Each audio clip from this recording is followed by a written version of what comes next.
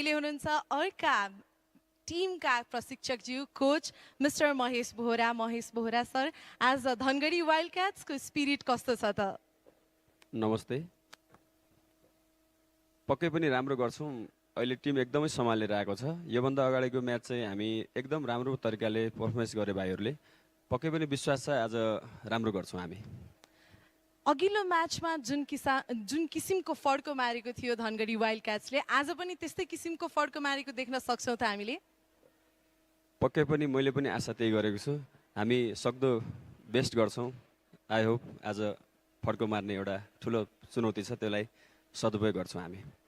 Dhangadhi wild क्याट्सको प्लेयर्सहरूलाई, फ्यान्सहरूलाई, अडियन्सहरूलाई केही special message छ भने राखिदिनु होला।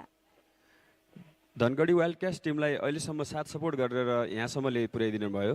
उहाँहरूलाई पनि फेरि आशा गर्छु आजको एलिमिनेटरको म्याचलाई पूर्ण रूपमा साथ सपोर्ट गरिदिनु हुन हार्दिक अनुरोध गर्दछु। आशा गर्छु हाम्रो टिम एलिमिनेटरबाट विन हुनेछ। Thank you so much. Best wishes Dhangadhi wild क्याट्सलाई। थ्याङ्क यू, धन्यवाद। अहिले